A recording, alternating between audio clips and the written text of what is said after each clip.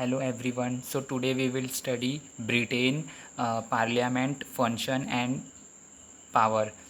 मतलब ब्रिटेन के संसद की शक्तियाँ और कार्य। तो शुरू करते हैं। तो जो ब्रिटेन में जो ये संसद है वो लंदन शहर में वेस्टमिनिस्टर महल की जो शानदार गोल इमारत है वो ब्रिटेन में संसद है। ठीक है। ब्रिटेन संसद द्विसदनीय है। इसका मीन्स दो कक्ष हैं। मतलब कि जो ब्रिटेन है वहाँ पे जो संसद है उसके दो सदन हैं। पहला आ जाएगा लोक सदन, जिसको आप कॉमन सभा बोलते हो, और दूसरा आ जाएगा लॉर्ड सभा। ठीक है। तो निर्णय एक सदन में किया जाता है और उन्हें दूसरे सदन द्वारा अनुमोदित किया जाता है। ठीक है। द्विसदन मतलब ब्रिटेन में जो संसद है वो द्विसदनीय है। इसका मतलब ये हुआ, मीन्स दो कक्ष हैं। मतलब निर्णय एक सदन में लिया जाता है और उन्हें दूसरे सदन द्वारा अनुमोदित किया जाता है। ठीक है। तो ये देखो, जो संसद है, सबसे पहले यहाँ पे जो संसद है यहाँ पे पहले सम्राट आ जाएगा, और फिर मतलब जो सम्राट होता है वो फर्स्ट सदन सबसे ज़्यादा शक्तिशाली होता है। ठीक है। फिर लोक सदन आ जाएगा, लोक सदन मतलब कॉमन सभा आ जाएगा, फिर लॉर्ड सभा आ जाएगा। ठीक है। अब हम पढ़ते हैं।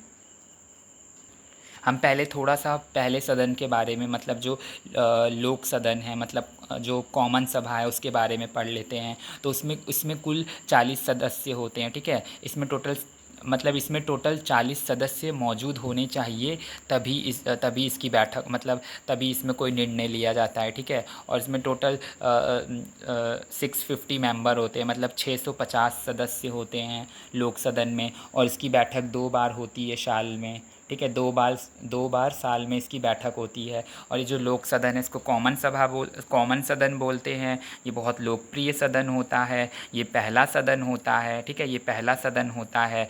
और इसका स्पीकर मतलब इसका जो अध्यक्ष हमेशा के लिए होता है। ठीक है। इसका अध्यक्ष हमेशा के लिए होता है। 5 साल का इसका कार्यकाल होता है। 650 इसमें मेंबर होंगे, सदस्य होंगे। 21 वर्ष होती है, 21 आयु होनी चाहिए, और ब्रिटेन का नागरिक होना चाहिए। ठीक है। ये सारी इसकी योग्यताएं थी, और इसका कार्यकाल 5 साल का होता है। और मतदाता सूची में शामिल होना चाहिए, तभी आप ब्रिटेन के जो लोक सदन हैं उसके सदस्य बन सकते हैं। और 40 सदस्य जो होंगे वो सदन में होने आवश्यक हैं, तभी लोक सदन में 40 व्यक्ति सदन में मौजूद होने आवश्यक हैं कोई भी निर्णय लेने के लिए। ठीक है। कोई भी निर्णय पारित करने के लिए, किसी भी निर्णय को लागू करने के लिए। और मतलब एक साल में एक बार इसकी बैठक होनी आवश्यक है। और जो सम्राट होता है वो संसद अधिवेशन आमंत्रित करता है। ठीक है। जो सम्राट होगा वो संसद का अधिवेशन आमंत्रित करता है। और वहीं पे लॉर्ड सभा के बारे में देखें तो इसमें कोई प्रस्ताव पास करने के लिए, मतलब कोई भी अगर आपको प्रस्ताव पास करना है तो आपको 30 सदस्य सभा में होने चाहिए। जैसे कि लोक सदन में तो 40 सदस्य होने चाहिए कोई भी प्रस्ताव पारित करने के लिए, वहीं पे लॉर्ड सभा में 30 सदस्य, कोई भी अगर आपको प्रस्ताव पारित करना है तो 30 सदस्य अवश्य होने चाहिए मौजूद। ठीक है। और इसकी सदस्य संख्या कोई निर्धारित नहीं होती है, इसके पास थोड़ी कम शक्तियाँ होती हैं, और इसमें दैनिक वेतन मिलता है। और इसके सदस्य की नियुक्ति प्रधानमंत्री की सिफारिश पे सम्राट करता है। ठीक है। मतलब प्रधानमंत्री सिफारिश करता है तो सम्राट इसकी नियुक्ति कर देता है। और इसके सदस्य पूर्व प्रधानमंत्री या पूर्व अध्यक्ष हो सकते हैं, या फिर उच्च कोटि के वायसराय हो सकते हैं, न्याय नेता होते हैं। ठीक है। और इसकी सदस्य संख्या कोई निश्चित नहीं है। अब ब्रिटेन में जो संसद के कार्य देखते हैं तो ये देखो, विश्व का सबसे प्राचीन संसद है। ठीक है। इसको संसद की जननी भी कहते हैं, मतलब यहीं से संसद का स्टार्ट हुआ है, यहीं से संसद लिया गया भारत में भी। ठीक है। अब देखो, सबसे पहला आ जाएगा संसदीय जांच करना। मतलब जो संसद होता है वो संसदीय जांच करता है। दूसरा मंत्री प्रदान करता है, जो संसद होता है वो मंत्री प्रदान करता है। तीसरा पॉइंट आ जाएगा, किसी भी विषय पर कानून बना सकता है संसद, और उसे बदल भी सकता है। जो संसद होता है वो किसी भी विषय पे कानून बनाता है और उसे बदल भी सकता है संसद। और चौथा पॉइंट, संसद द्वारा बनाए गए कानून को कहीं पे भी आप चुनौती नहीं दे सकते, ठीक है। जो संसद कानून बना देगा उसको कहीं पे भी आप चुनौती नहीं दे सकते। पाँचवा पॉइंट, प्रशासन पर नियंत्रण करता है। जो संसद होता है वो प्रशासन पर नियंत्रण करता है, ठीक है, और सो दैट, ताकि जो सरकार है वो मनमानी ना कर सके। और छठवां पॉइंट आ जाएगा, जनता पर अत्याचार ना कर सके कोई, इसलिए संसद ना ये भी कार्य करता है कि जनता जो जनता है उस पर कोई अत्याचार ना कर सके, ठीक है। और सार्वजनिक मत की अवहेलना ना कर सके, ये भी संसद के अंडर आता है। मतलब संसद ये भी देखता है कि जो सार्वजनिक मत है उसकी कोई अवहेलना ना करे और जो जनता पर कोई अत्याचार ना कर सके, ये सारी चीज़ें संसद देखता है। और जो इम्पॉर्टेंट दिन के जो मुद्दे होते हैं उस पर बहस करता है। मतलब जो दिन के जो महत्वपूर्ण मुद्दे होते हैं उन पे संसद बहस करता है। सरकार के काम को जांच करता और उन्हें चुनौती देता है संसद। आठवां पॉइंट था ये। नौवां पॉइंट आ गया, सरकारी खर्च मतलब बजट मतलब टैक्स जो होते हैं उनकी जांच करता है। ये सारे संसद के कार्य हो गए, ठीक है। अब संसद की शक्तियाँ देखते हैं। तो पहली शक्ति आ जाएगी सर्वोच्च कानून। मतलब जो संसद है वो संसद द्वारा जो बनाया गया कानून होता है वो सर्वोच्च होता है, ये इसकी पहली शक्ति हो गई।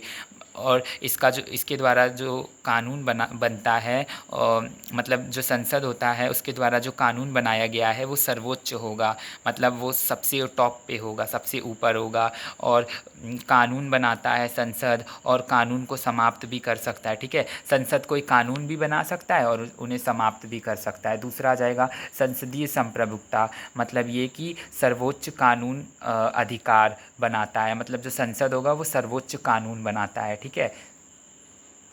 और यहाँ पे आप लोग सोच रहे होंगे कि ये संप्रभुता क्या होता है। संप्रभुता का मतलब कि खुद से चलना, मतलब जिसका कोई विभाजन ना कर सके, ठीक है, जो अपने निर्णय खुद ले सके, ठीक है।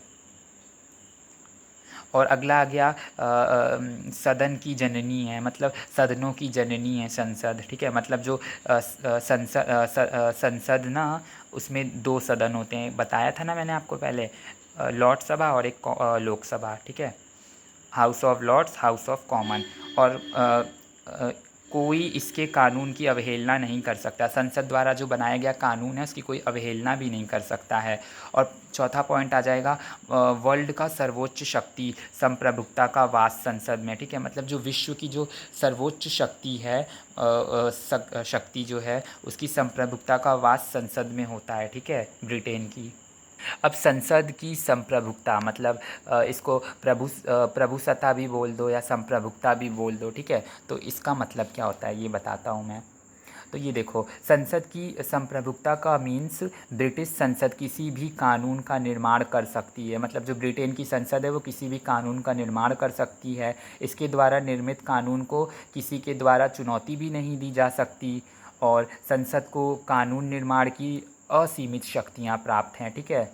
मतलब जो संसद है उसको ना कानून के निर्माण की असीमित शक्तियाँ, मतलब कि जो मन चाहे वो कर सकता है संसद, ठीक है, वो चीज़ें बना सकता है। जैसे लोम्बे ने क्या बोला है, डी लोम्बे ने लिखा, बहुत इम्पॉर्टेंट है ये पॉइंट, कभी भी पेपर में ये ज़रूर लिखना। संसद स्त्री को पुरुष और पुरुष को स्त्री बनाने के अतिरिक्त अन्य सब कुछ कर सकता है, ठीक है। जो संसद होगा वो स्त्री को पुरुष और पुरुष को स्त्री बनाने के जो पुरुष है उसको स्त्री और स्त्री को पुरुष बनाने के अतिरिक्त अन्य सब कुछ कर सकता है, ठीक है।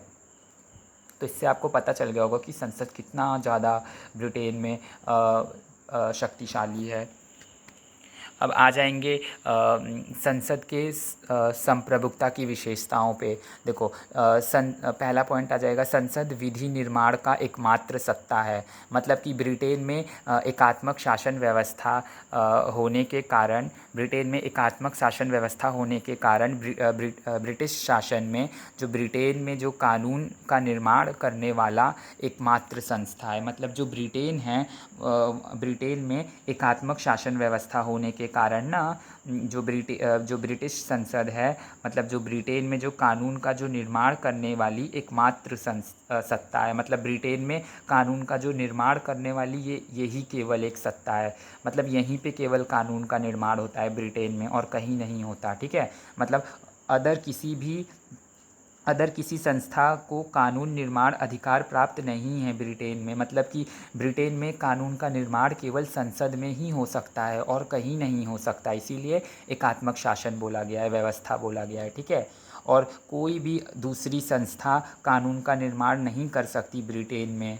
दूसरा पॉइंट, कानून निर्माण शक्ति की कोई सीमा नहीं है। मतलब जो संसद है उसके कानून निर्माण की शक्ति में कोई भी सीमा नहीं है। मतलब जो ब्रिटेन की जो संसद है उसको कानून निर्माण की शक्ति में कोई भी सीमा नहीं है। और ब्रिटेन में ऐसा कोई भी विषय नहीं है जिसके संबंध में जो संसद है वो कानून का निर्माण ना कर सकती। मतलब संसद हर चीज़ में कानून का निर्माण कर सकती है, ठीक है। तीसरा पॉइंट आ जाएगा, किसी भी कानून में परिवर्तन की क्षमता होती है। मतलब देखो, पहले तो पता ही है कि ब्रिटेन का जो संविधान है वो लचीला संविधान है। तो मतलब जो ब्रिटेन की जो संसद है, ब्रिटिश संसद किसी भी कानून में अपना इच्छानुसार कोई भी परिवर्तन कर सकती है और उसे रद्द कर सकती है। मतलब ये कि जो ब्रिटेन में जो संसद है वो किसी भी कानून में परिवर्तन भी कर सकती है और उसे अपनी इच्छा अनुसार रद्द भी कर सकती है। और देखो, न्यायिक पुनरावलोकन का अभाव है। मतलब ये कि न्यायिक पुनरावलोकन जो है ब्रिटेन में उसका अभाव है। मतलब न्यायिक पुनरावलोकन, ठीक है, मतलब ये कि यदि संसद किसी ऐसे कानून का निर्माण करती है जो संविधान के प्रतिकूल ना हो तो न्यायालय उस कानून को रद्द कर सकती है, ठीक है। ब्रिटेन में जो न्यायिक पुनरावलोकन व्यवस्था नहीं है। मतलब ब्रिटेन में न्यायालय जो है वो संसद द्वारा किसी भी कानून को रद्द कर सकती है। न्यायिक पुनरावलोकन का मतलब होता है कि मतलब जो ब्रिटेन में जो न्यायालय है वो मतलब जो ब्रिटेन में जो न्यायालय है वो संसद द्वारा निर्मित किसी भी कानून को रद्द कर सकती है, ठीक है। न्यायिक पुनरावलोकन का मतलब मैं आपको फिर से बता दे रहा हूँ। न्यायिक पुनरावलोकन का मतलब होता है जो ब्रिटेन में जो न्यायिक पुनरावलोकन का मतलब होता है जो न्यायालय होती है ना, जैसे न्यायालय जो होती है वो अगर कोई भी कानून ऐसा है जो संसद ने मतलब संविधान के विरुद्ध लिया है ना, तो उसको वो बर्खास्त कर सकती है, मतलब उसको हटा सकती है, ठीक है। तो यही न्यायिक पुनरावलोकन होता है। तो जो ब्रिटेन है वहाँ पे न्यायिक पुनरावलोकन का अभाव है। मतलब जो न्यायालय होती है वो संसद के किसी भी कानून को मतलब बदल नहीं सकती, ठीक है। तो यही होता है। संसदीय संप्रभुता की सीमाएं क्या आ जाएंगी, जैसे कि जनमत हो गया, पब्लिक ओपिनियन।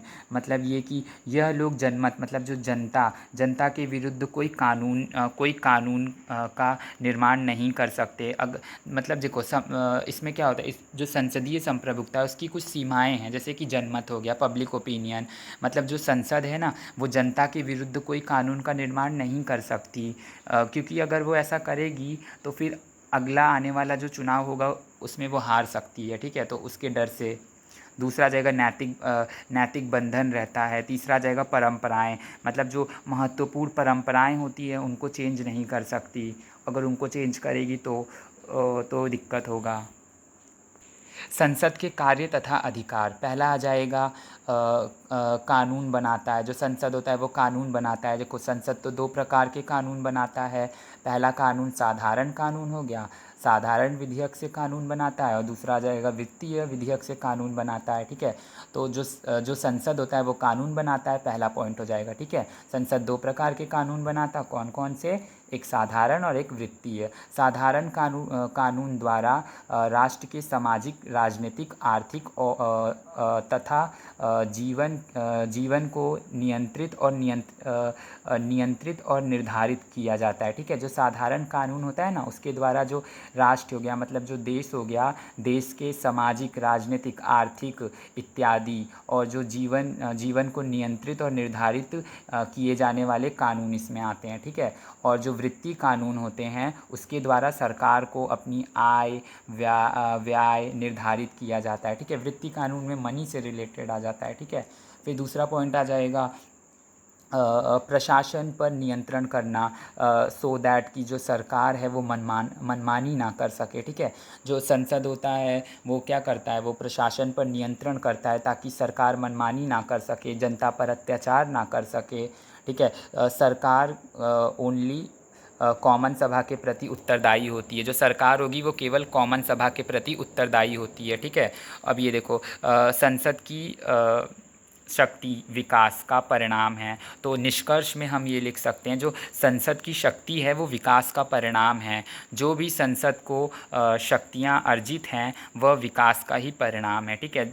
मतलब स्लोली मतलब धीरे धीरे राजा की शक्तियाँ छिनती चली गईं और संसद को उसका वास होता गया, ठीक है। मतलब जो धीरे धीरे क्या हुआ, राजा की जो शक्तियाँ थी वो छिनती चली गईं और संसद को वो शक्तियाँ मिलती गईं, ठीक है। तो ये निष्कर्ष में आप लिख सकते हो। और निष्कर्ष में आप ये लास्ट पॉइंट ज़रूर लिख दीजिएगा। लास्ट पॉइंट निष्कर्ष में आप ज़रूर लिखना कि जो संसद होता है, मतलब डी लोम्बे ने क्या लिखा था संसद के बारे में, ये लिख देना कि संसद स्त्री को पुरुष और पुरुष को स्त्री बनाने के अतिरिक्त अन्य सब कुछ कर सकता है।